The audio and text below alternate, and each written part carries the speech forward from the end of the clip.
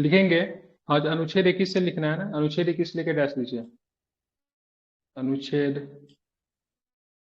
ठीक है, अनुच्छेद 21 लिख के, ठीक है, लिखना शुरू कीजिए अनुच्छेद 21। ठीक है, अनुच्छेद 21 में क्या है? दैहिक स्वतंत्रता। बिल्कुल ठीक है, प्राण और दैहिक स्वतंत्रता का अधिकार है। क्या है? प्राण, ठीक है, और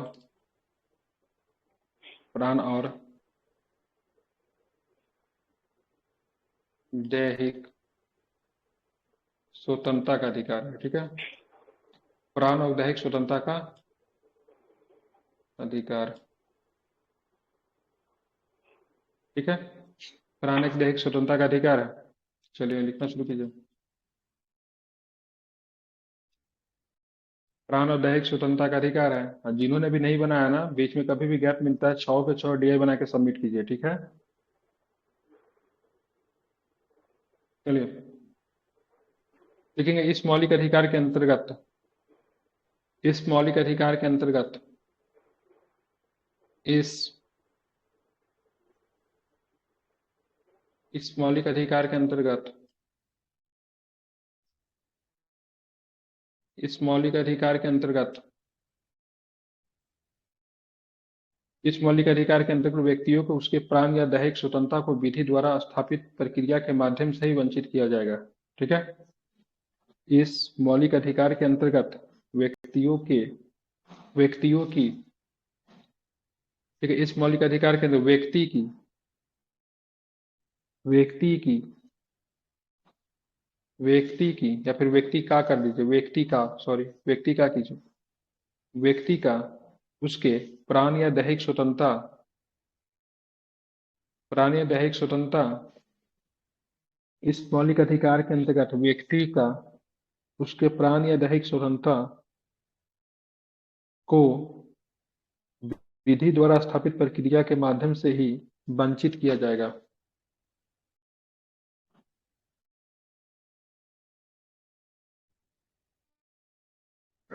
इस मौलिक अधिकार के अंतर्गत व्यक्ति का उसके व्यक्ति का प्राण या दैहिक स्वतंत्रता का अधिकार, सॉरी मैं क्या लिखा दिया, क्या लिखा बोलिएगा जरा, रिपीट कीजिएगा। इस मौलिक अधिकार के अंतर्गत व्यक्तियों का उसके प्राण और दैहिक स्वतंत्रता को विधि द्वारा व्यक्ति के प्रक्रिया के माध्यम से ही वंचित किया जाएगा। हाँ, विधि द्वारा स्थापित प्रक्रिया के माध्यम से ही वंचित किया जाएगा। ठीक है, इस मौलिक अधिकार के अंतर्गत व्यक्ति व्यक्ति व्यक्ति का उसके प्राण या दैहिक स्वतंत्रता के अधिकार को विधि द्वारा स्थापित प्रक्रिया के माध्यम से ही वंचित किया जाएगा, अन्यथा नहीं। मतलब किसी भी व्यक्ति, लिखना नहीं है, किसी भी व्यक्ति को, ठीक है, प्राण एवं दैहिक स्वतंत्रता को अगर वंचित करते हैं तो उसको विधि द्वारा स्थापित प्रक्रिया है। ठीक है, किसी भी अन्य प्रक्रिया से, ठीक है, प्राण एवं दैहिक स्वतंत्रता के अधिकार को समाप्त नहीं किया जा सकता है। ठीक है, ध्यान रखेंगे। ठीक है, अन्यथा नहीं। ठीक है, अंतिम में क्या लिखना है? अन्यथा नहीं। भारतीय संविधान में यह प्रावधान, भारतीय संविधान में यह प्रावधान ब्रिटेन से लिया गया है। भारतीय संविधान में प्रावधान कहाँ से लिया गया है? तो भारतीय संविधान में यह प्रावधान ब्रिटेन से लिया गया है। भारतीय संविधान में यह प्रावधान, ठीक है, प्रावधान, भारतीय संविधान में यह प्रावधान ब्रिटेन से लिया गया है। कहाँ से लिया गया है? ब्रिटेन से लिया गया है। भारतीय संविधान में यह प्रावधान ब्रिटेन से लिया गया है। ठीक है, आगे लीजिएगा। इसका अर्थ यह है कि अमेरिका, ब्रिटेन से, ठीक है, इसका अर्थ यह है कि, इसका अर्थ यह है कि, लिखिए, पैराग्राफ चेंज करके इसी में लिखिए। इसका अर्थ यह है कि, इसका अर्थ यह है कि कार्यपालिका किसी नागरिक की स्वतंत्रता, इसका अर्थ यह है कि कार्यपालिका किसी नागरिक की स्वतंत्रता में, किसी नागरिक की स्वतंत्रता में विधि के उपबंध के माध्यम से, विधि के उपबंध के माध्यम से ही हस्तक्षेप कर सकती है।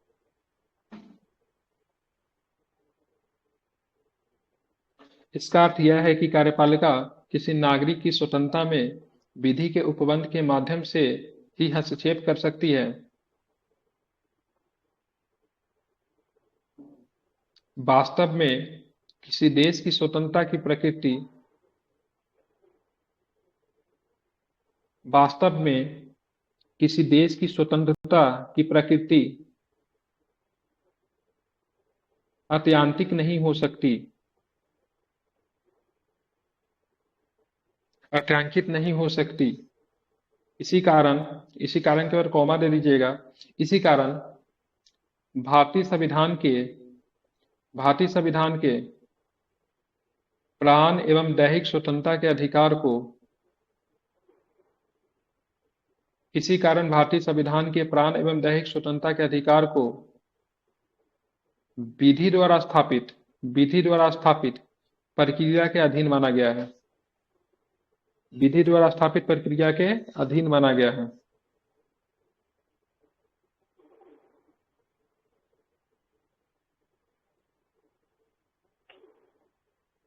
विधि द्वारा स्थापित प्रक्रिया के अधीन माना गया है।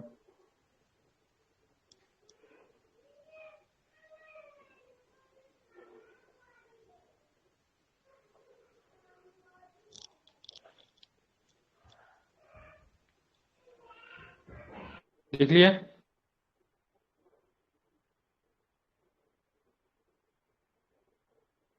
लिख लिया आपने? लिख लिया आप लोगों ने? भारतीय संविधान के प्राण एवं दैहिक स्वतंत्रता के अधिकार को विधि द्वारा स्थापित प्रक्रिया के अधीन माना गया है। लिख लिए? आगे लिखा हूं? देखिए, पैराग्राफ चेंज करके लिखा अनुच्छेद 21 विधायिका की शक्तियों पर। पैराग्राफ चेंज करके लिखेगा अनुच्छेद 21 विधायिका की शक्तियों पर। अनुच्छेद 21 विधायिका की शक्तियों पर। अनुच्छेद 21 विधायिका की शक्तियों पर और कार्यपालिका के मनमाने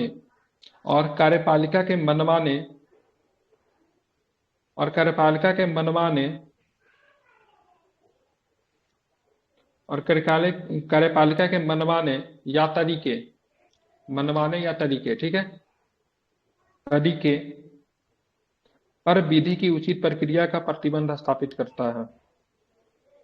अनुच्छेद 21 विधायिका की शक्तियों पर, ठीक है, अनुच्छेद 21 विधायिका की शक्तियों पर और कार्यपालिका के मनमाने या तरीके पर विधि की उचित प्रक्रिया का प्रतिबंध स्थापित करता है। ठीक है, ध्यान रखेंगे। लिख लिया आपने?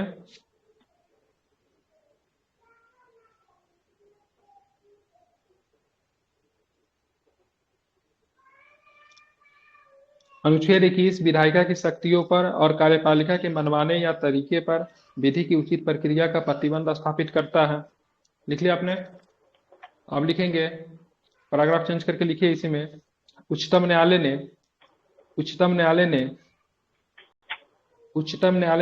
विभिन्न निर्णयों के माध्यम से उच्चतम न्यायालय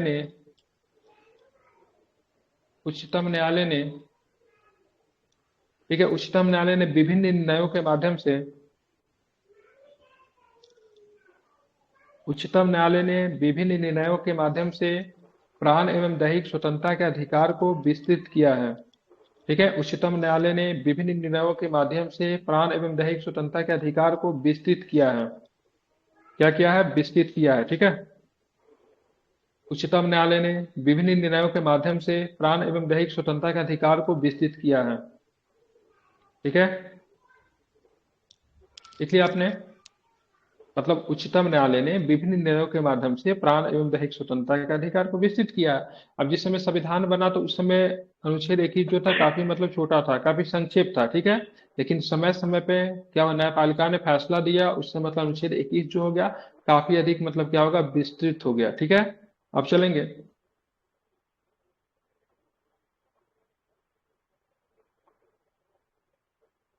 अब यहाँ पे लिखिए, एक लाइन लिखिएगा, उसको मतलब क्या कीजिएगा, अंडरलाइन कर दीजिएगा। लिखिए तो इस लाइन में एक एरो देके एक लाइन लिखिए, अनुच्छेद,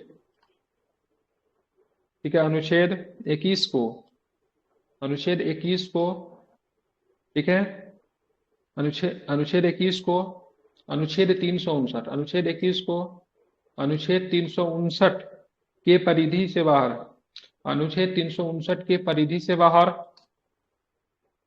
रात ही तो पढ़ा रहे थे ना लक्ष्मीकांत में इमरजेंसी प्रोविंसेस, ठीक है। तो यहाँ पर अनुच्छेद 21 को अनुच्छेद 359 के, अनुच्छेद 359 के परिधि से बाहर, परिधि से बाहर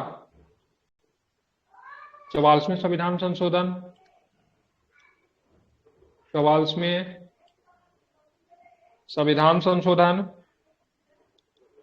के द्वारा कर दिया गया था, 44वें संविधान संशोधन के द्वारा कर दिया गया था, के द्वारा कर दिया गया था। सारे को मतलब क्या कीजिएगा, वो बॉक्स के अंदर ले लीजिएगा, जो बातें आपने लिखी है ना अभी, अनुच्छेद 21 को अनुच्छेद 359 के परिधि से बाहर 44वें संविधान संशोधन के द्वारा कर दिया गया था, ठीक है, लिख लिया आपने।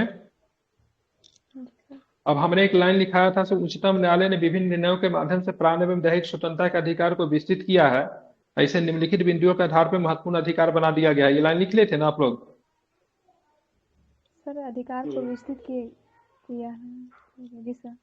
उच्चतम न्यायालय ने विभिन्न निर्णयों के माध्यम से प्राण एवं दैहिक स्वतंत्रता के अधिकार को विस्तृत किया, लिखा था आप लोगों ने ना? जी सर।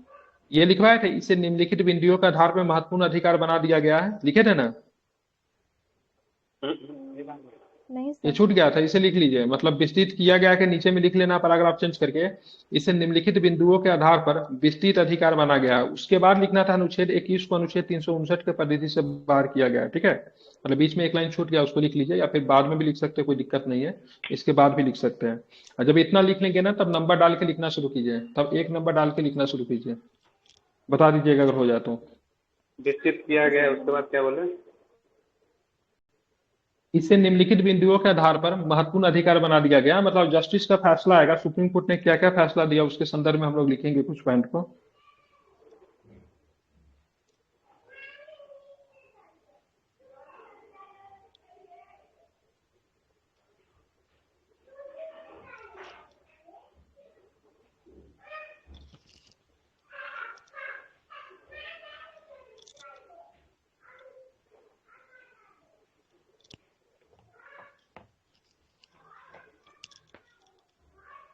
लिख लिया आपने?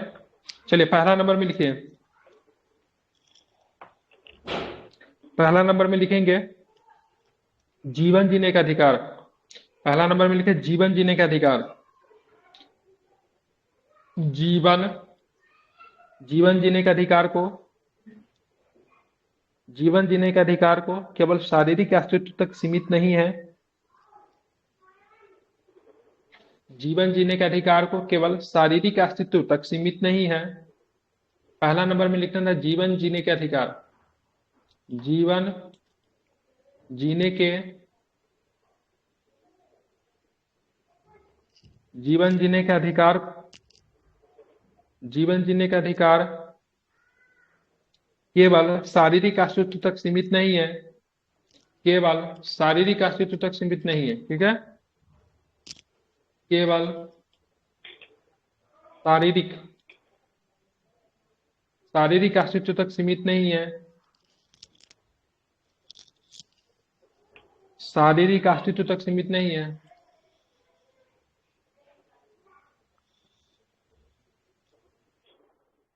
बल्कि इसमें गरिमा के साथ जीवन जीने का अधिकार शामिल है, बल्कि इसमें गरिमा के साथ जीवन जीने का अधिकार शामिल है, बल्कि इसमें गरिमा के साथ, बल्कि इसमें गरिमा के साथ जीवन जीने का अधिकार शामिल है।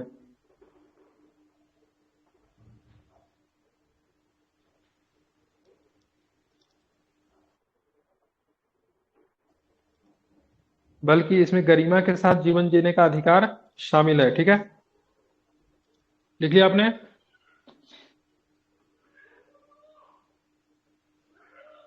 मतलब जीवन का अधिकार का लिखना नहीं, समझना है। जीवन के अधिकार का मतलब यही नहीं कि सिर्फ केवल आदमी जिंदा है, ठीक है, जिंदगी कैसी होनी चाहिए, तो जिंदगी गरिमापूर्ण होनी चाहिए, ठीक है, ध्यान रखेंगे। तो सुप्रीम कोर्ट ने कहा था भाई जी, जीवन जीने का अधिकार को केवल, ठीक है, शारीरिक अस्तित्व तक सीमित नहीं है, बल्कि इसमें गरिमा के साथ जीवन जीने का अधिकार शामिल है, ठीक है। दूसरा नंबर पॉइंट लिखिए, दूसरा नंबर पॉइंट लिखेंगे, कर्मियों को न्यूनतम मजदूरी का भुगतान, कर्मियों का न्यूनतम मजदूरी का भुगतान, कर्मियों का न्यूनतम कर्मियों का न्यूनतम मजदूरी का भुगतान नहीं करना, ठीक है,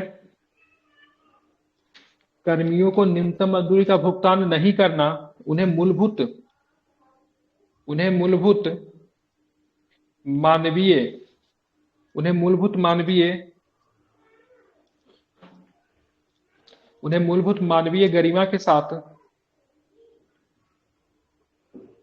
उन्हें मूलभूत मानवीय गरिमा के साथ जीवित रहने के अधिकार से वंचित करना, जीवित रहने के अधिकार से वंचित करना अनुच्छेद 21 के अधिकार का उल्लंघन है, अनुच्छेद 21 के अधिकार का उल्लंघन है, ठीक है। रिपीट कर रहा हूं फिर से, ठीक है, कर्मियों को न्यूनतम मजदूरी का भुगतान नहीं करना, उस पर कॉमा देके लिखना था, उन्हें मूलभूत मानवीय गरिमा के साथ जीवित रहने के अधिकार से वंचित करना अनुच्छेद 21 के अधिकार का उल्लंघन है,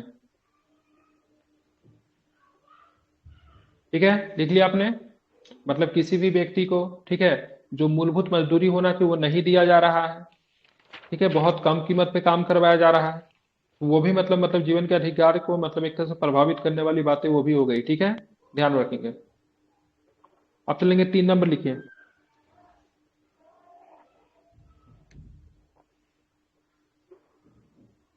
तीन नंबर लिखेंगे,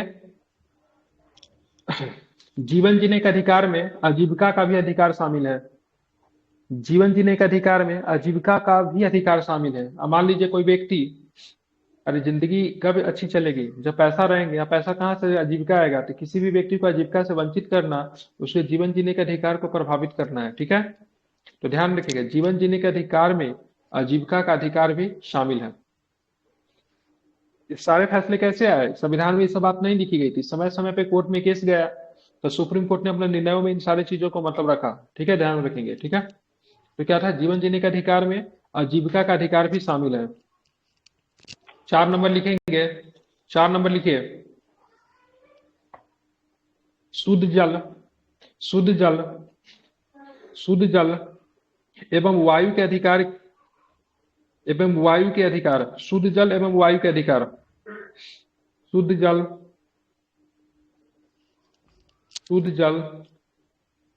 एवं या फिर और, ठीक है, वायु, शुद्ध जल एवं वायु के अधिकार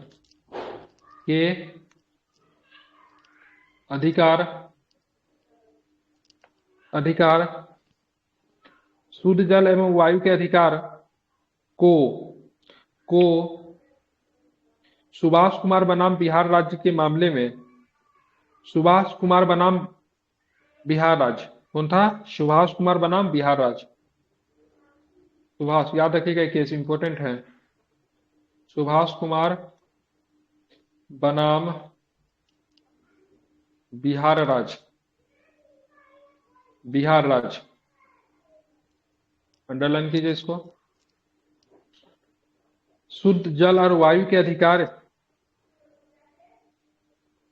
शुद्ध जल एवं वायु के अधिकार को, ठीक है, सुभाष कुमार बनाम बिहार राज्य के मामले में न्यायालय ने मौलिक अधिकार माना, न्यायालय ने मौलिक अधिकार माना, मतलब आपको शुद्ध जल शुद्ध वायु मिलना चाहिए, आपका क्या, आपका मौलिक अधिकार है, ठीक है। मौलिक अधिकार राज्य के विरुद्ध प्राप्त होता है, इसलिए राज्य का कर्तव्य है कि आपको, ठीक है, शुद्ध जल एवं शुद्ध वायु मतलब उपलब्ध करवाए, ठीक है, ध्यान रखेंगे, ठीक है।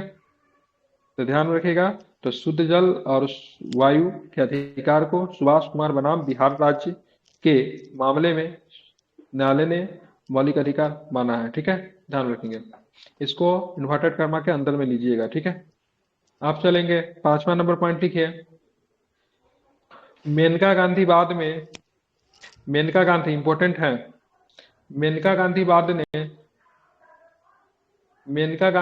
ने मेनका गांधी वाद में, वाद वाद ऐसे लिखते हैं। मेनका गांधी वाद में अनुच्छेद 21 के तहत विदेश भ्रमण के अधिकार को मौलिक अधिकार माना है। अनुच्छेद 21 के तहत, अनुच्छेद 21 के तहत, ठीक है, अनुच्छेद 21 के तहत विदेश भ्रमण के अधिकार को मौलिक अधिकार माना है। विदेश भ्रमण के अधिकार को, विदेश भ्रमण के अधिकार को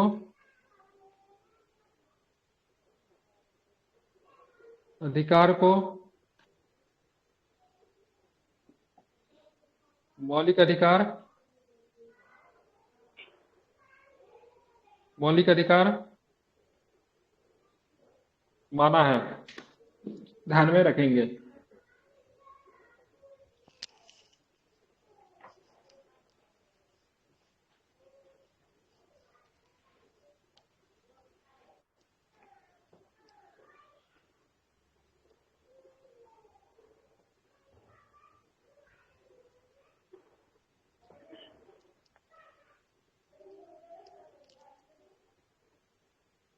हो गया, लिख लिया आपने?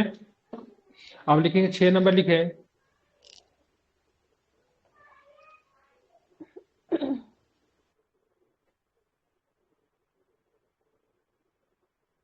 छह नंबर लिखे।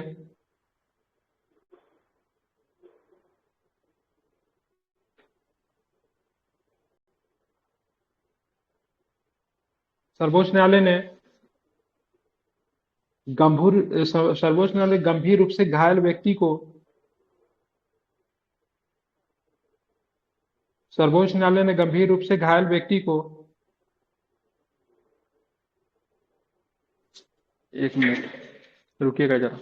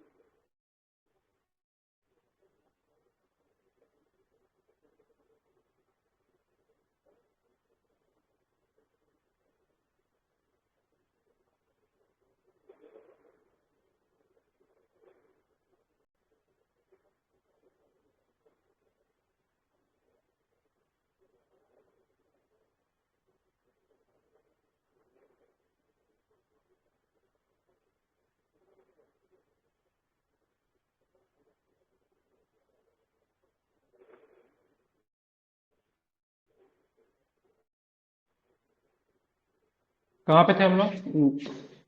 बाहर एक आदमी आ गया था। कहाँ पे थे, कहाँ पे लिख रहे थे? हेलो। सर्वोच्च न्यायालय ने गंभीर रूप से घायल व्यक्ति को, हाँ, सर्वोच्च न्यायालय ने गंभीर रूप से घायल व्यक्ति को समय से चिकित्सा उपचार उपलब्ध कराना जीवन के अधिकार में शामिल किया है। सर्वोच्च न्यायालय ने गंभीर रूप से घायल व्यक्ति को समय से चिकित्सा उपचार उपलब्ध कराना जीवन के अधिकार में शामिल किया है।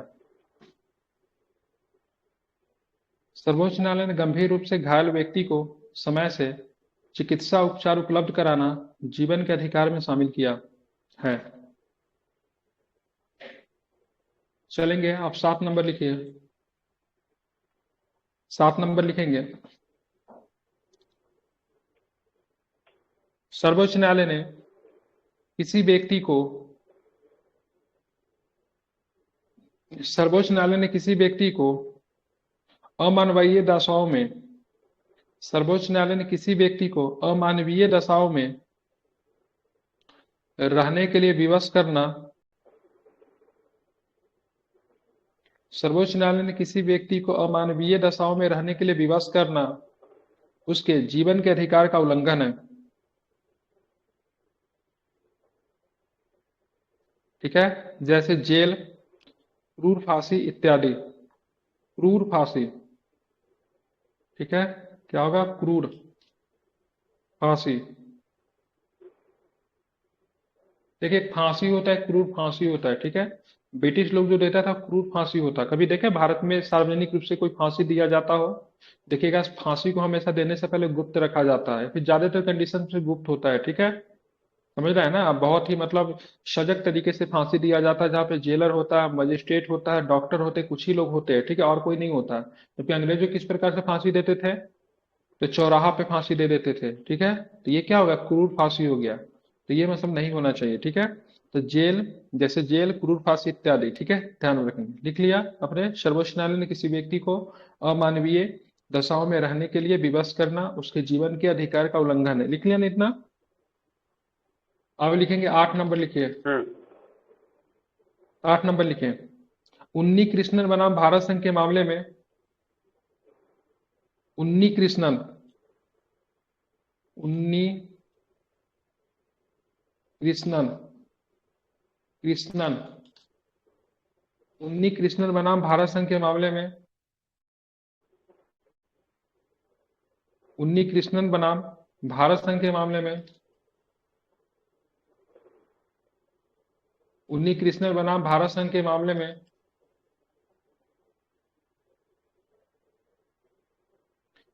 सर्वोच्च न्यायालय ने, सर्वोच्च न्यायालय ने, सर्वोच्च न्यायालय ने प्रारंभिक शिक्षा, प्रारंभिक शिक्षा,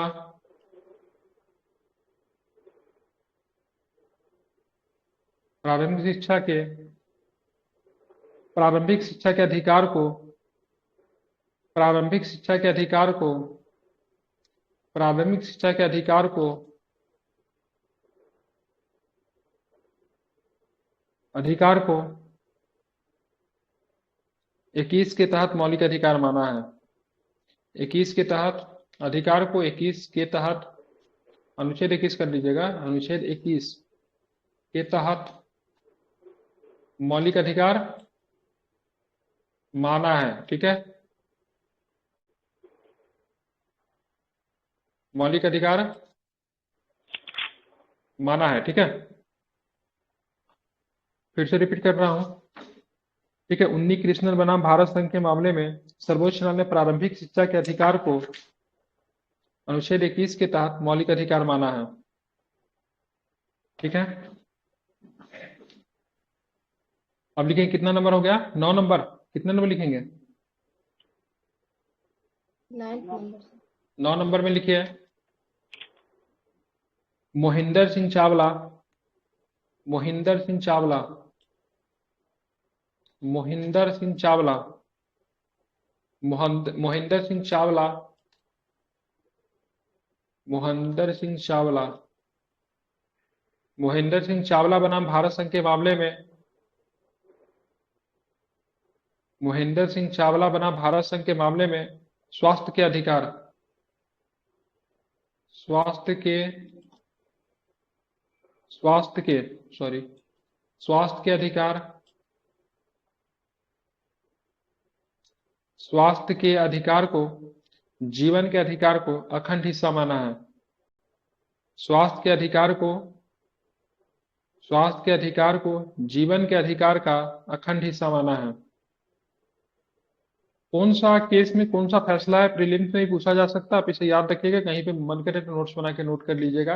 और जो केस है ना, सबको अंडरलाइन कीजिएगा। ठीक है, सबको अंडरलाइन कीजिएगा, इन्वर्टेड कॉमा में लीजिएगा। ठीक है, केस बहुत इंपॉर्टेंट है। ठीक है, तो सारे केसेस को प्रीलिम्स में भी आते हैं, तो उसको अंडरलाइन करके इन्वर्टेड कॉमा में उसको करते जाइएगा। ठीक है, इंपॉर्टेंट है सारे केसेस। ठीक है, 10 नंबर लिखिए, किसी व्यक्ति के फोन को टेप करना अनुच्छेद 21 का उल्लंघन है। इसलिए आप देखेंगे अभी नया वाला जो फोन आया उसमें रिकॉर्डिंग करेंगे तो क्या लिखता है, यो कॉल इज नाउ रिकॉर्डिंग, बोलता है ना उसमें।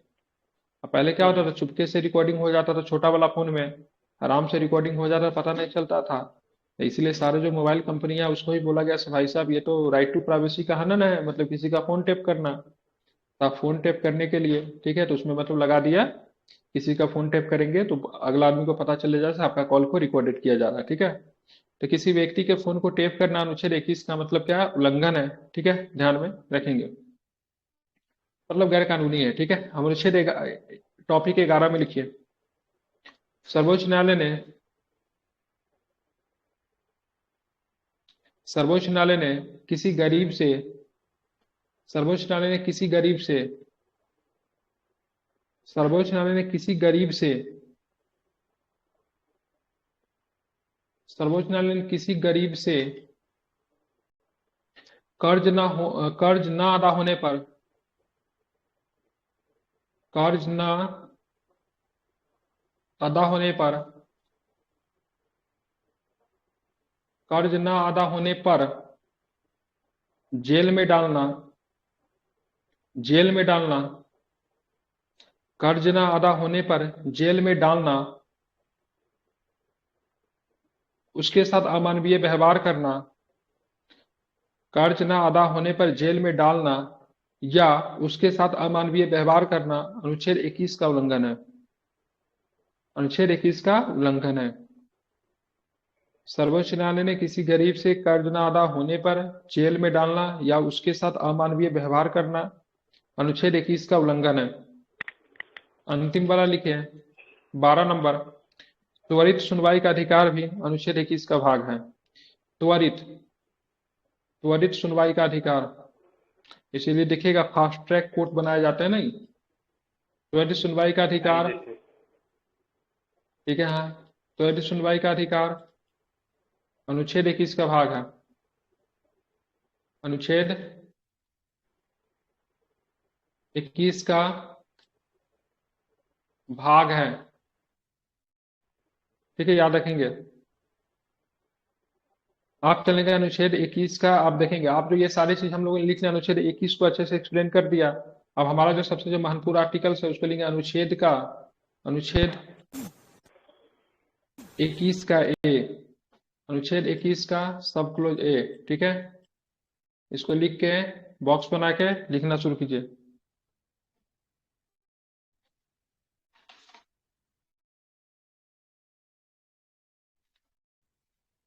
ज्यादा नहीं है, लिखिए लिखिए, कम नहीं है।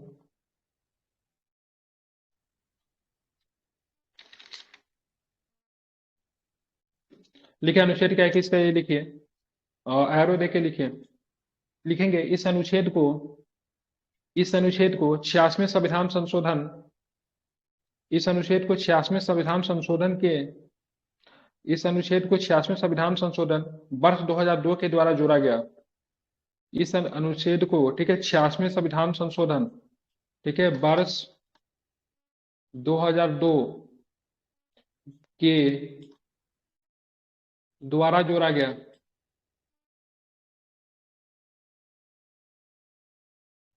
ठीक है, जिसके तहत जिसके तहत जिसके तहत 6 वर्ष से 14 वर्ष के बच्चों को जिसके तहत 6 वर्ष से 14 वर्ष तक के बच्चों के जिसके तहत 6 वर्ष से 14 वर्ष के बच्चों को निःशुल्क और अनिवार्य शिक्षा का प्रावधान किया गया है। निःशुल्क और अनिवार्य शिक्षा का प्रावधान किया गया है। रिपीट कर रहा हूं, इस अनुच्छेद को 86वें संविधान संशोधन वर्ष 2002 के द्वारा जोड़ा गया, जिसके तहत 6 से 14 वर्ष के बच्चों को निःशुल्क और अनिवार्य शिक्षा का प्रावधान किया गया। इसकी अनुशंसा संविधान समीक्षा आयोग के द्वारा की गई थी। इसकी अनुशंसा संविधान समीक्षा आयोग के द्वारा की गई थी। इसकी अनुशंसा संविधान समीक्षा आयोग के द्वारा की गई थी।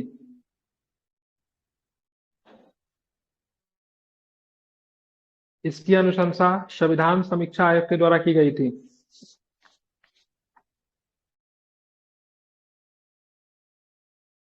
ध्यान में रखेंगे।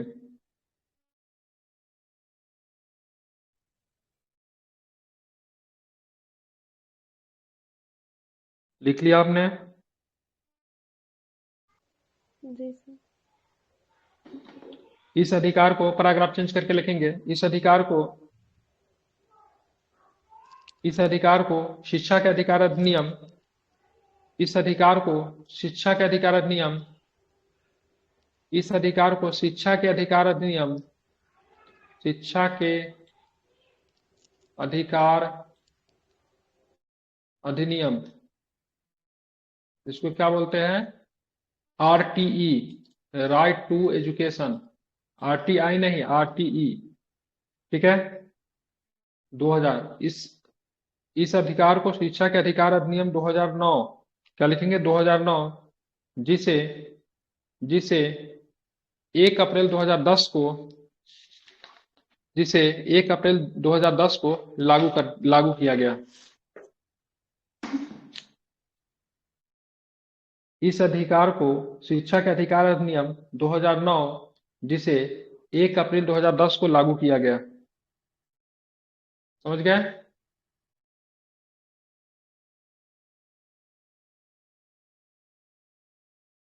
अब चलेंगे अनुच्छेद 22। क्या ना लिख पाए? क्या नहीं समझे? है अनुच्छेद 22 लिखिए, ये हो गया 21। 19 21 बड़ा है, ठीक है, बाकी सब छोटा छोटा है। इसे अलग अलग प्रश्न आता है, 19 21 को लेकर अलग अलग प्रश्न भी आता है, ठीक है। आप लिखेंगे अनुच्छेद 22। अनुच्छेद 22 लिख के, और इसमें लिखे मनमानी गिरफ्तारी और निरोध से संरक्षण। क्या है इसमें? मनमानी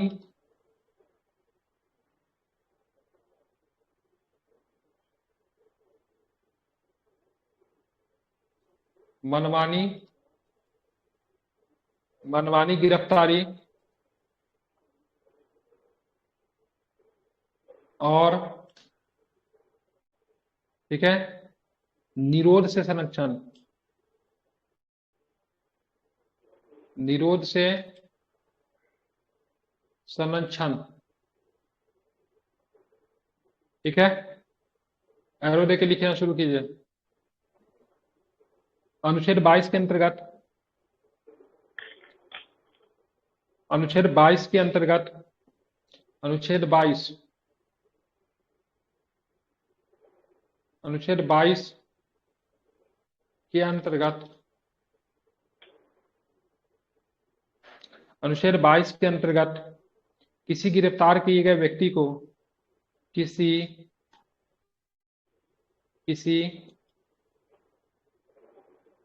गिरफ्तार किए गए व्यक्ति को, किसी गिरफ्तार किए गए व्यक्ति को, अनुच्छेद 21 के अंतर्गत किसी गिरफ्तार किए गए व्यक्ति को उसके गिरफ्तारी का कारण बताना होगा।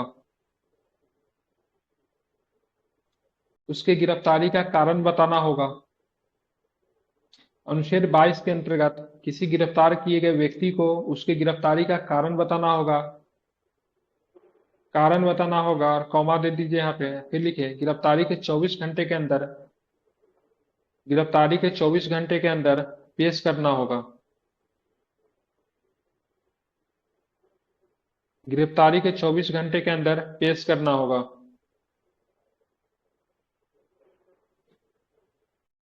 पैराग्राफ चेंज कीजिए, फिर लिखिए गिरफ्तार किए गए व्यक्ति को, गिरफ्तार किए गए व्यक्ति को, गिरफ्तार किए गए व्यक्ति को अपने रुचि के वकील, गिरफ्तार किए गए व्यक्ति को अपने रुचि के वकील और अपने बचाव से, गिरफ्तार किए गए व्यक्ति को अपने रुचि के वकील और अपने बचाव से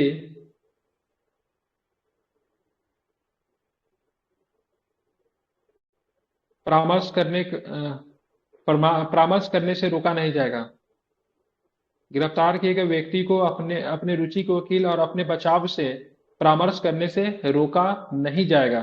ठीक है, लिख लिया आपने? रिपीट करूं कि हो गया?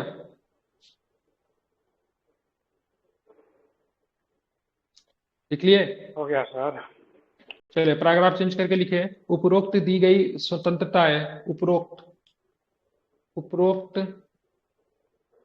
उपरोक्त दी गई स्वतंत्रताएं, यहाँ पे जरा समझने वाला बात समझिएगा। उपरोक्त दी गई स्वतंत्रताएं, पैराग्राफ चेंज करके लिखना है। उपरोक्त दी गई स्वतंत्रताएं दंडात्मक निरोध में प्रदान की जाती है। दंडात्मक दंडात्मक निरोध में दंडात्मक निरोध में प्रदान की जाती है। दंडात्मक निरोध में प्रदान की जाती है, निवारक निरोध में नहीं। मतलब अगर मान लीजिए आपने अगर जुर्म कर दिया तो आपको ये स्वतंत्रता मिलेगी, निवारक में नहीं मिलेगी। निवारक का मतलब क्या था? जुर्म करने से रोकना। समझ रहे हैं ना?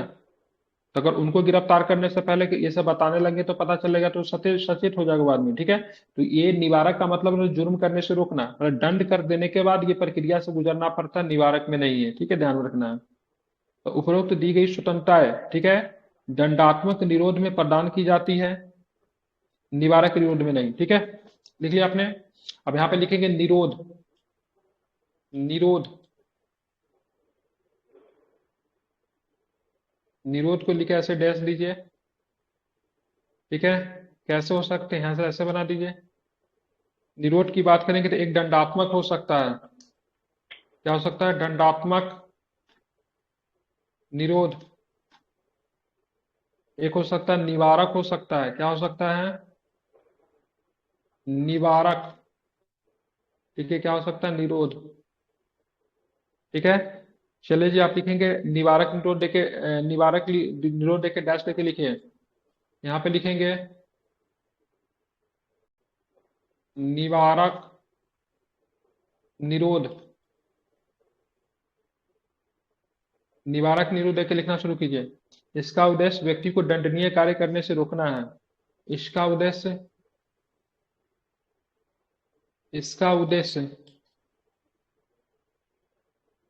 उद्देश्य व्यक्ति को दंडनीय कार्य करने से रोकना है। व्यक्ति को, ठीक है, दंडनीय दंडनीय कार्य करने से रोकना है।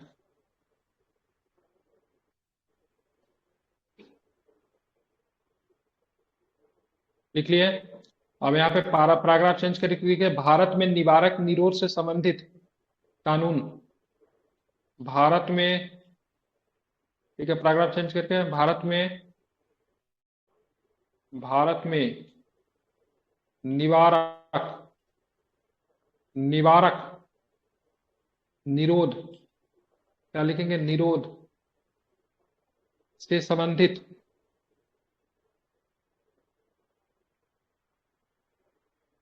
निरोध से संबंधित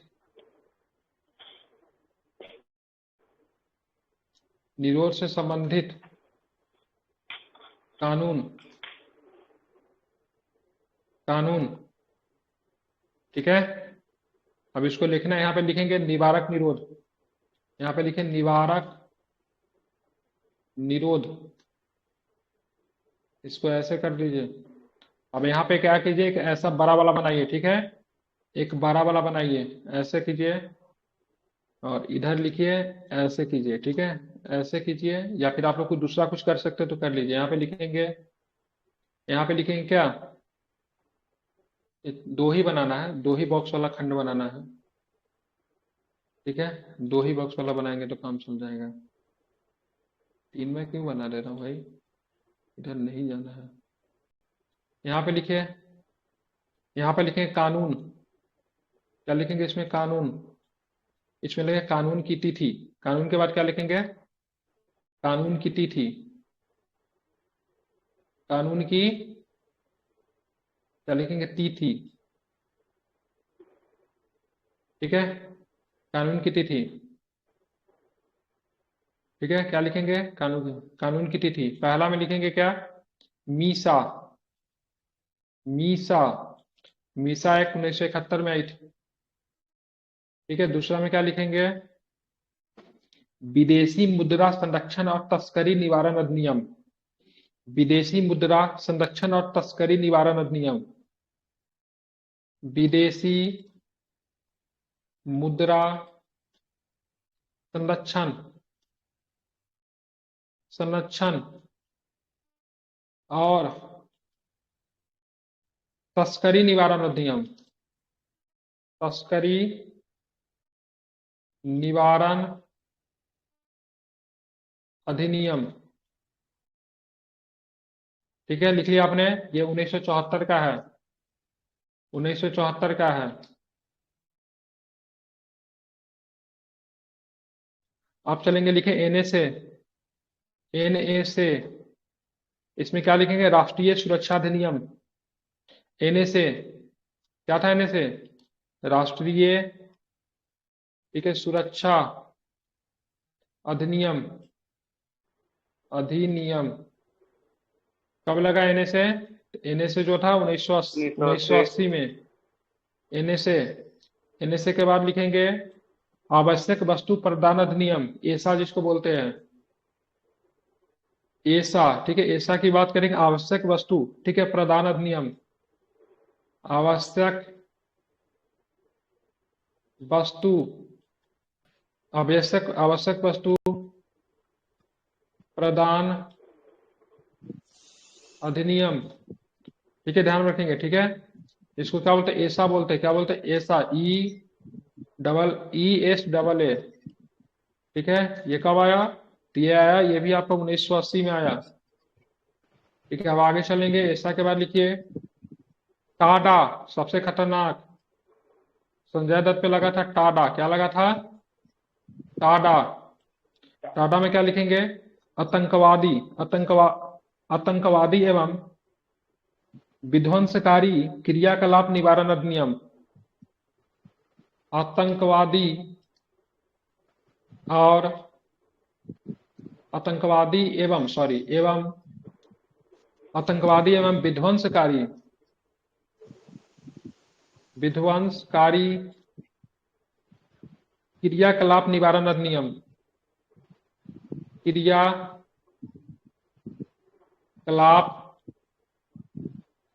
निवारण अधिनियम कब आया था? 1985 में टाडा आया था। कब आया था? 1985 में टाडा आया था। अब लास्ट लिख लीजिए पोटा। क्या लिखेंगे? पोटा। पोटा में क्या लिखेंगे? आतंकवाद निवारण अधिनियम। आतंकवाद निवारण अधिनियम, इसको बोलते हैं क्या? पोटा बोलते हैं। कब आया था? 2002 में आया था। ये सारे के सारे कौन से कानून है? तो सारे के सारे निवारक निरोध कानून है। ठीक है, और निवारक निरोध कानून संघ और राज्य दोनों बना सकती है। समझ गए?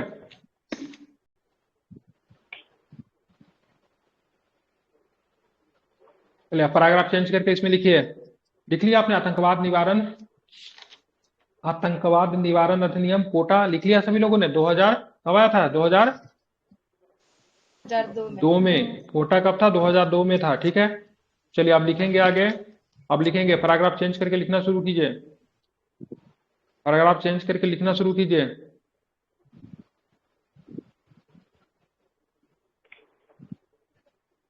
लिखेंगे संविधान में निवारक निरोध पर कानून। पैराग्राफ चेंज करके लिखना शुरू कीजिए। संविधान में निवारक निरोध पर कानून। निवारक निरोध पर कानून। संविधान में निवारक निरोध पर कानून। संविधान में निवारक निरोध पर कानून बनाने की विधायी शक्ति को बनाने की विधायी शक्ति को बनाने की विधायी शक्ति को बनाने की विधायी शक्ति को संघ एवं राज्य के मध्य विभाजित किया गया है। संघ एवं राज्य के मध्य विभाजित किया गया है। विभाजित किया गया है मतलब संघ एवं राज्य दोनों बना सकते हैं निवारक निरोध कानून। ठीक है, इसमें पैराग्राफ चेंज करके लिखिए। सातवीं अनुसूची के संघ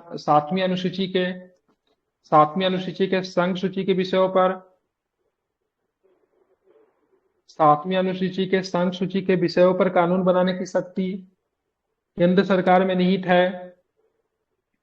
सातवीं अनुसूची के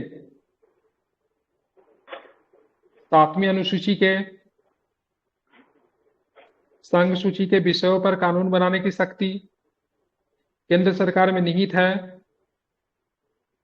जैसे रक्षा सुरक्षा,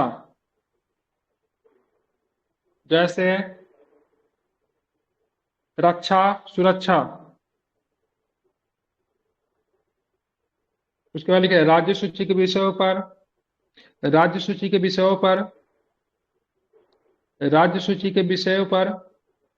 लोक व्यवस्था को बनाए रखने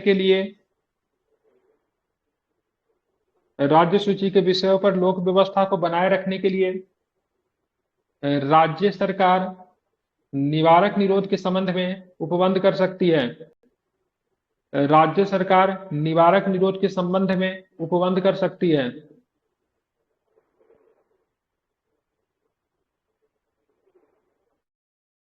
समझ गया? फूटा तो बोलिए, रिपीट कर दूंगा। सर लास्ट वाला निवारक निरोध के बारे में। सातवीं अनुसूची के संघ सूची के विषयों पर कानून बनाने की शक्ति केंद्र सरकार में निहित है। जैसे रक्षा सुरक्षा एवं राज्य सूची के विषयों पर लोक व्यवस्था को बनाए रखने के लिए राज्य सरकार निवारक निरोध के संबंध में उपबंध कर सकती है। अनुच्छेद 23 लिखवा दूं, ये छोड़ दूं? लिखवा दीजिए। लिखवा दें? Yes sir. लिखेंगे अनुच्छेद 23। अनुच्छेद 23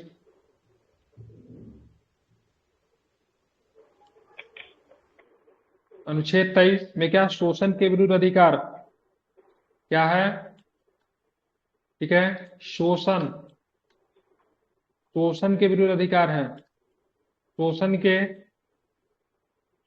विरुद्ध अधिकार,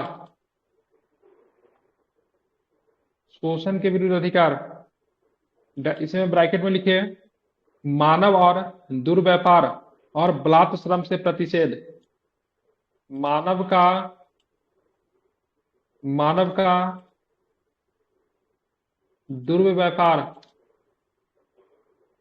दुर्व्यापार और बलात् श्रम से प्रतिषेध और बलात् श्रम से, ठीक है, क्या है? प्रतिषेध। बलात् श्रम से प्रतिषेध। डैश देके लिखिए। ये लिख लिया आपने? मानव का दुर्व्यापार और बलात् श्रम से प्रतिषेध। डैश देके लिखिए। इस अधिकार के अंतर्गत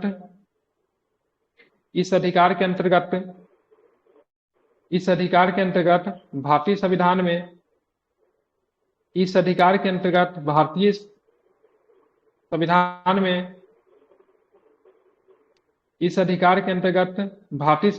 में समाज के दुर्बल वर्गों का शोषण इस अधिकार के अंतर्गत भारतीय संविधान में समाज के दुर्बल वर्गों का शोषण,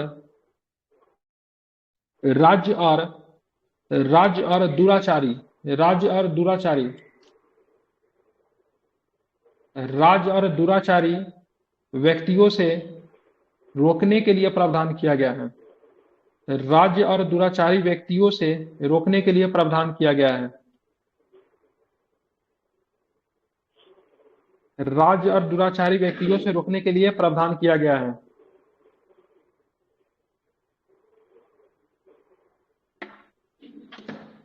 हो गया। अनुच्छेद 23 का एक लिखिए। अनुच्छेद 23 का सब क्लोज 1 लिखेंगे। इस अनुच्छेद के अनुसार मानव के दुर्व्यवहार इस अनुच्छेद के अनुसार मानव के दुर्व्यवहार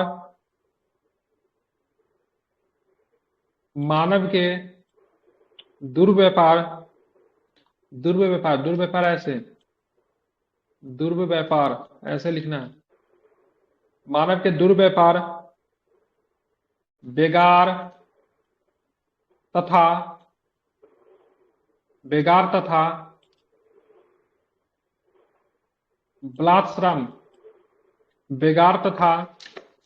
बलात् श्रम का प्रतिबंध किया गया है, प्रतिषेध किया गया है। बलात् श्रम का प्रतिषेध किया गया है।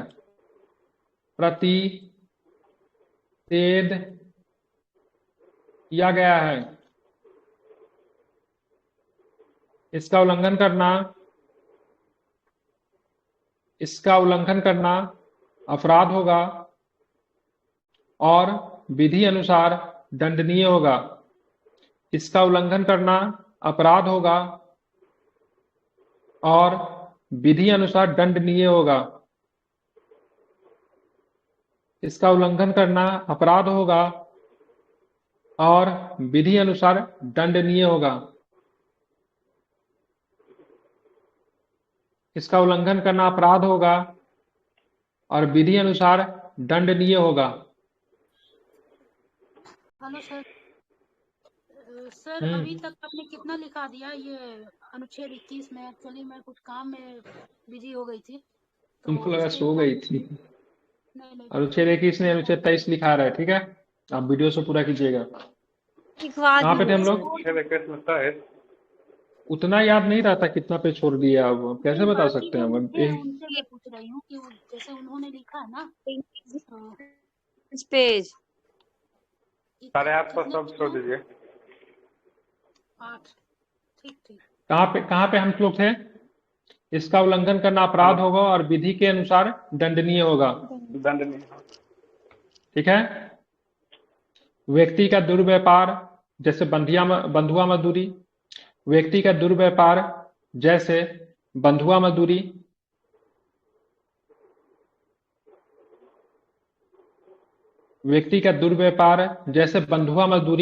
वेश्यावृत्ति के लिए आद्य करना गैर कानूनी है। आद्य, बाध्य मत लिखेगा, ये अच्छा शब्द है। आद्य करना क्या होगा? गैर कानूनी है। ठीक है। व्यक्ति का दुर्व्यापार जैसे बंधुआ मजदूरी, वेश्यावृत्ति के लिए आद्य करना गैर कानूनी है।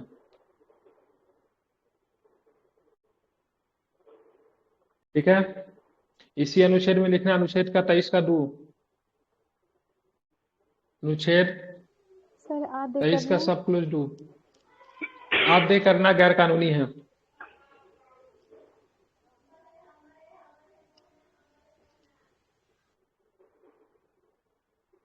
लिखेंगे इस अनुच्छेद के अंतर्गत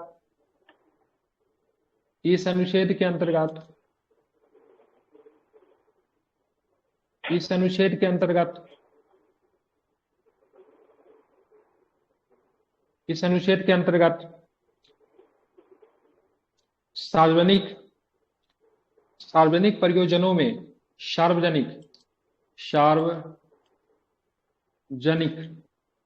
ठीक है, प्रयोजनों में प्रयोजनों में सार्वजनिक प्रयोजनों के लिए, ठीक है, सार्वजनिक प्रयोजनों के लिए इस अनुच्छेद के अंतर्गत के बाद राज्य लिख दीजिएगा, लिखना भूल गया। इस अनुच्छेद के अंतर्गत राज्य, इस अनुच्छेद के अंतर्गत राज्य सार्वजनिक प्रयोजनों के लिए अनिवार्य सेवा ले सकता है, अनिवार्य सेवा ले सकता है, किंतु राज्य ऐसी सेवा आरोपित करने में, किंतु राज्य ऐसी सेवा आरोपित करने में, किंतु राज्य ऐसी सेवा आरोपित करने में,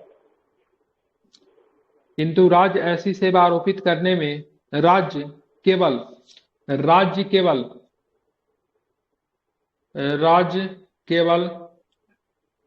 धर्म, जाति, मूल, वंश, वर्ग के आधार पर विभेद नहीं करेगा। धर्म, जाति, मूल, वंश, वर्ग के आधार पर विभेद नहीं करेगा। लिख लिया आपने? किंतु राज्य ऐसी सेवा आरोपित करने में राज्य केवल धर्म, जाति, मूल, वंश, वर्ग के आधार पर विभेद नहीं करेगा। उदाहरण, कोविड-19 के द्वारा इस प्रकार की सेवाएं दी गई थी। कोविड-19 के समय इस प्रकार की सेवाएं ली गई थी। उदाहरण, कोविड-19 के समय इस प्रकार की सेवाएं ली गई थी। हमारे कोविड-19 के समय आप लोग क्या चिंता, अपने स्वास्थ्य को लेकर कितना चिंतित थे? हम लोग घर में थे, लेकिन डॉक्टर को घर में रहने का अधिकार था क्या? वो जानता था कोविड के मरीज को छुएंगे तो मेरी जान जा सकती है, लेकिन फिर भी वो करने को क्या था, मजबूर था। प्रशासन घर में था क्या? नहीं था, क्योंकि राज्य ने यहाँ पे क्या कर दिया, बाध्य कर दिया तो भाई साहब परिस्थिति बहुत खराब हो गई, आपको सेवा देना पड़ेगा। ठीक है, चलिए अनुच्छेद 23 को पैराग्राफ चेंज करके लिखिए। अनुच्छेद 23 को लागू करने के लिए, अनुच्छेद 23 को लागू करने के लिए न्यूनतम मजदूरी अधिनियम 1948, न्यूनतम मजदूरी अधिनियम 1948, कॉन्ट्रैक्ट लेबर एक्ट 1970, ठीक है, कॉन्ट्रैक्ट लेबर एक्ट 1970, अनैतिक दुर्व्यापार अधिनियम 1956, अनैतिक दुर्व्यापार अधिनियम, दुर्व्यापार अधिनियम 1956,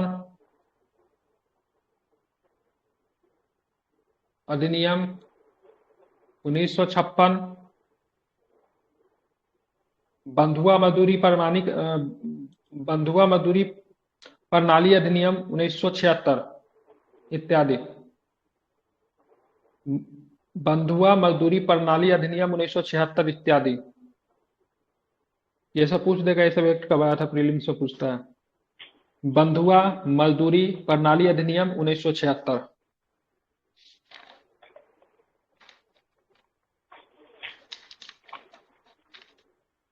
एक बार डेट सब कंफर्म करिएगा। तो न्यूनतम मजदूरी अधिनियम 1948, कॉन्ट्रैक्ट लेबर एक्ट 1970, अनैतिक दुर्व्यापार अधिनियम 1956, बंधुआ मजदूरी प्रणाली अधिनियम 1976। अनुच्छेद 24 भी लिखेंगे, बोलेंगे तो लिखा दूंगा। लिख लीजिए अनुच्छेद 24, ज्यादा नहीं, एक पेज है।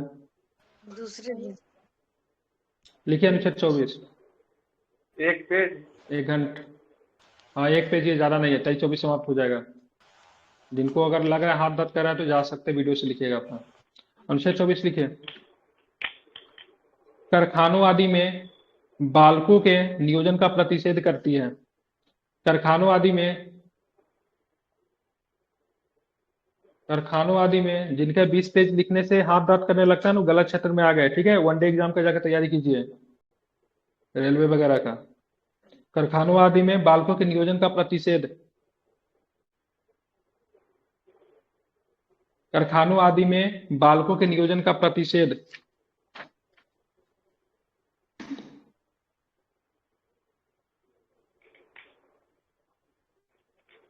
इसी में नीचे में लिख दीजिए पहले, फिर पैराग्राफ देके लिखिएगा, फिर मतलब डैश देके लिखिएगा। अभी लिखिए 14 वर्ष से कम आयु के किसी बालक से 14 वर्ष से कम आयु के किसी बालक से कोई नियोजित कार्य नहीं लिया जाएगा।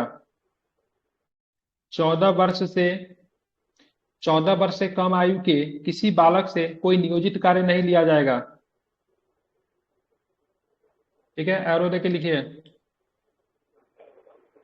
14 वर्ष से कम आयु के किसी बालक से कोई नियोजित कार्य नहीं लिया जाएगा। अब एरो देके लिखिए 14 से 18 वर्ष के किशोर से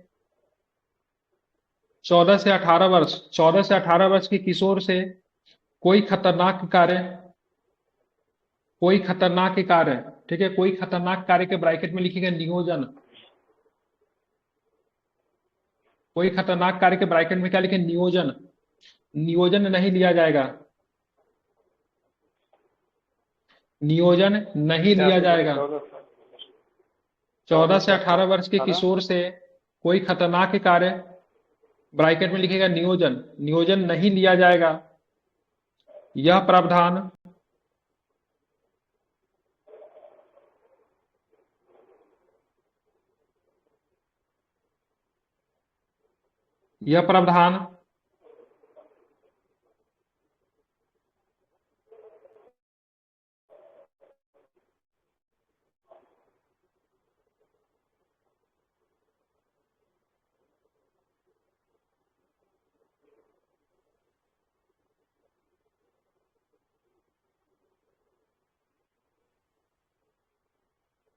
साउंड नहीं आ रहा है। क्या लिखें?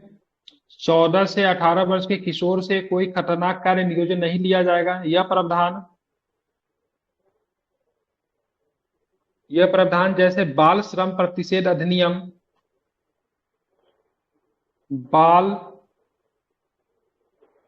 बाल श्रम प्रतिषेध अधिनियम कब आया था? बाल श्रम प्रतिषेध अधिनियम 1986 में आया था। ठीक है, ध्यान रखेंगे। ठीक है, बाल श्रम प्रतिषेध अधिनियम 1986 के द्वारा जोड़ा गया। 1986 में संशोधन करके 2016 में जोड़ा गया। यह प्रावधान जैसे बाल श्रम प्रतिषेध अधिनियम 1986 में संशोधन कर 2016 में जोड़े गए। 1986 वाला में संशोधन हुआ था, 2016 में पॉइंट टू बी नोटेड। ठीक है, कब संशोधन हुआ? 2016 में संशोधन हुआ। ठीक है, चलिए, तो 2016 में इसको जोड़ा गया। पैराग्राफ चेंज करके लिखिए, पैराग्राफ चेंज करके और डैश देके लिखिए, मतलब ऐसे करके लिखिए, एरो देके लिखिए। ठीक है, सर्वोच्च न्यायालय ने अधिनियम 1986 में संशोधन कर, ठीक है, 2016 में जोड़े गए। एरो देके लिखिए, पैराग्राफ चेंज करके। सर्वोच्च न्यायालय ने 1997 में, सर्वोच्च न्यायालय ने 1997 में एमसी मेहता केस, ठीक है,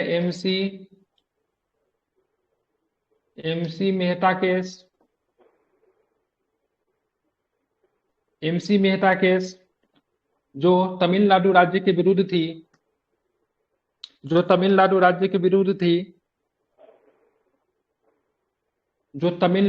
के विरुद्ध थी, इसमें बच्चों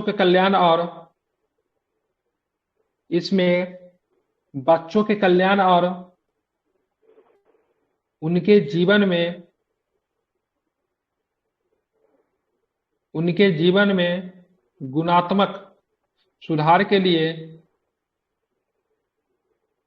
निश्चित कदम उठाने के निर्देश दिए।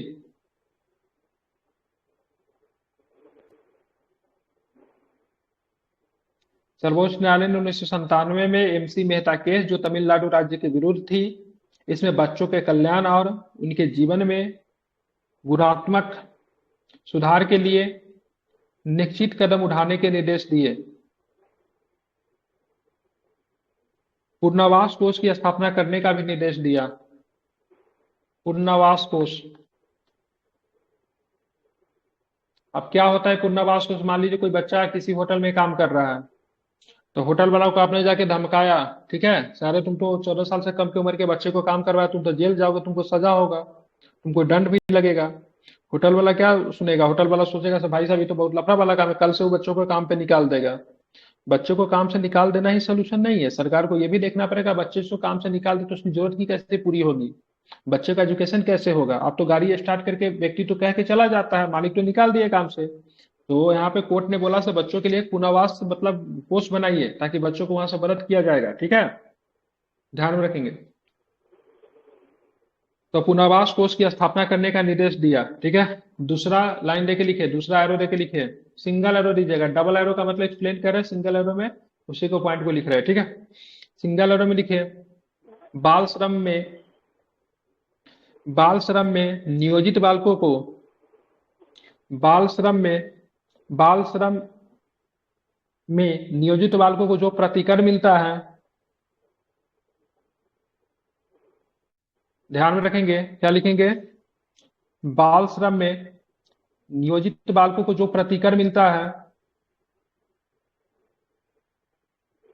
बाल श्रम में जो नियोजित बालकों को प्रतिकर मिलता है उसे माता पिता को, हाँ, बाल श्रम में नियोजित बालकों को जो प्रतिकर मिलता है, जैसे मान लीजिए कोई होटल है, ठीक है, ये किसी बच्चे से मतलब लेबर करवा रहा था, ठीक है, तब होटल पे सरकार ने, गवर्नमेंट ने अपने नियमावली की तरफ फाइन कर दिया था, चलो तुमको 5 लाख रुपया फाइन देना पड़ेगा। ये 5 लाख रुपया कहाँ जाएगा? गवर्नमेंट के फंड में जाके जमा होगा। तो ये बच्चों के जब पुनर्वास कोष के द्वारा, इसी पैसा से मतलब पुनर्वास कोष के द्वारा बच्चों को फिर पैसा मिलता है, तो बच्चों का पैसा मिलता है, ठीक है, ध्यान में रखेंगे। ये पैसा जो बच्चों को जो मिलता है, ये पैसा को मतलब जो गार्जियन को जो मिलेगा, तो गार्जियन उनके एजुकेशन पे खर्च करेंगे, ठीक है। तो बाल श्रम में नियोजित बालकों को जो प्रतिकर मिलता है उसे माता पिता बच्चों के शिक्षा पे खर्च करना, उसे माता पिता को बच्चों के शिक्षा पे खर्च करना चाहिए। कैमरा नहीं ऑन करना। उसे माता पिता को बच्चों के शिक्षा पे खर्च करना चाहिए। इसी में लिखे, वर्ष 2006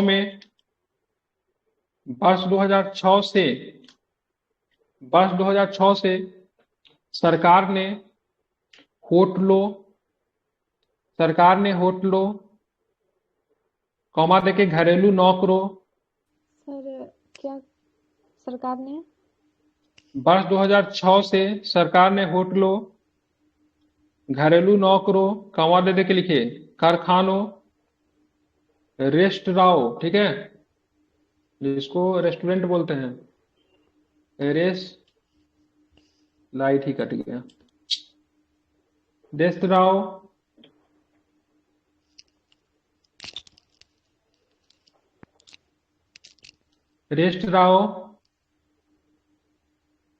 में बच्चों के नियोजन पर रोक लगा दी।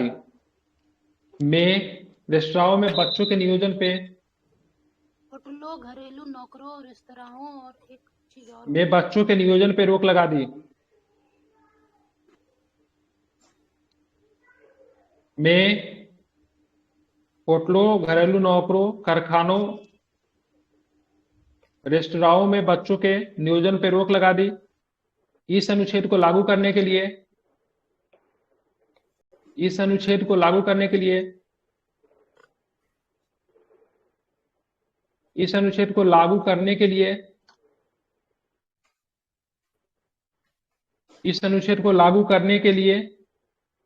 विभिन्न प्रावधान किए गए। विभिन्न प्रावधान किए गए। विभिन्न प्रावधान किए गए। विभिन्न प्रावधान किए गए हैं। विभिन्न प्रावधान किए गए हैं, ठीक है। इसमें ऐसे करके देखिए, पहला प्रावधान में लिख लीजिए, बालक नियोजन अधिनियम 1938, बालक नियोजन अधिनियम 1938। कारखाना अधिनियम 1948। कारखाना अधिनियम 1948। खान अधिनियम 1953। खान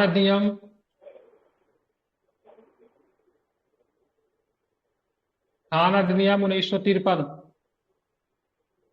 बाल श्रम प्रतिषेध, बाल श्रम प्रतिषेध एवं नियमन।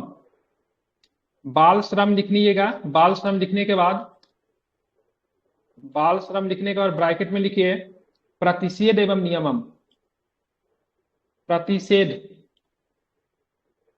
प्रतिषेध एवं नियमन, नियमन अधिनियम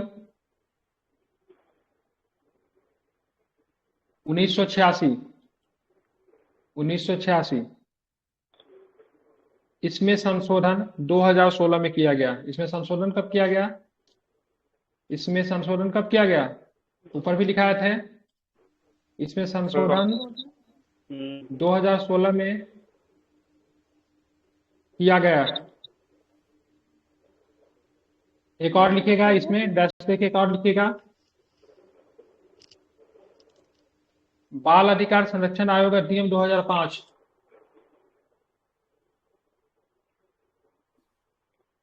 बाल अधिकार संरक्षण, बाल अधिकार संरक्षण आयोग अधिनियम 2005।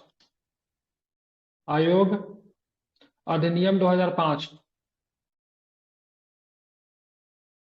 अधिनियम 2005। जस्ट आप नीचे पैराग्राफ चेंज करके 2 लाइन लिखिए।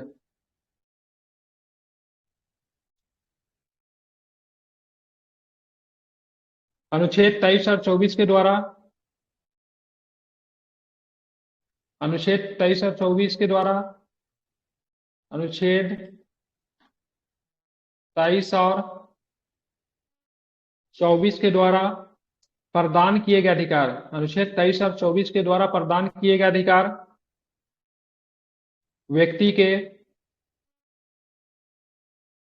के दैहिक श्रम शक्ति के विरुद्ध रक्षा प्रदान करते हैं।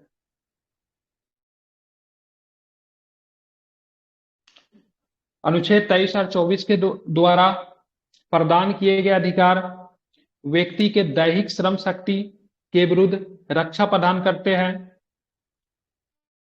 कौमा, तथा सामाजिक लोकतंत्र स्थापित करते हैं, तथा सामाजिक लोकतंत्र स्थापित करते हैं, तथा सामाजिक लोकतंत्र स्थापित करते हैं।